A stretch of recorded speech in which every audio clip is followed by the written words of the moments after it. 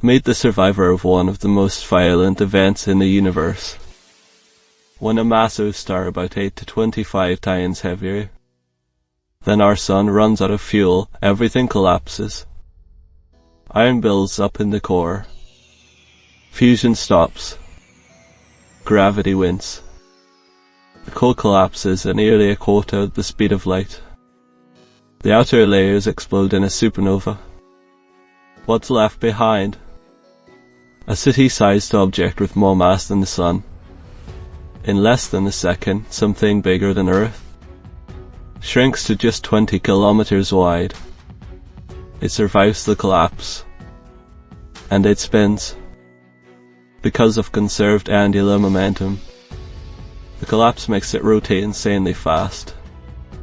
A star that once spun every few days can suddenly spin 30 times per second, 100 times per second, even over 700 times per second.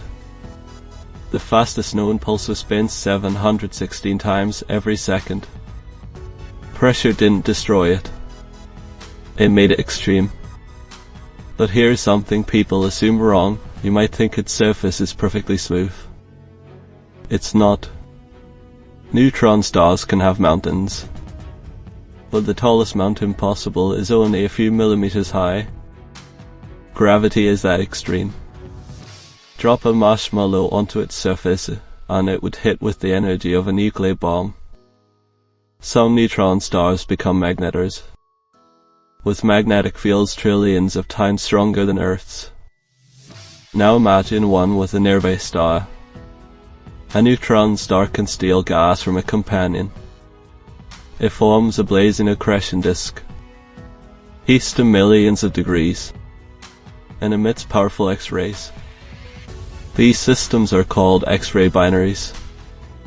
If enough stolen matter builds up on the surface, it triggers a thermonuclear explosion, an X-ray burst.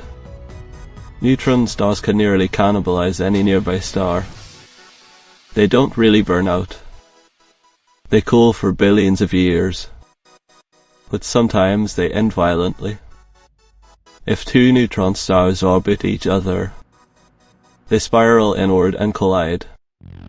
The first detected merger, GW 170817, proved these collisions create heavy elements like gold and platinum.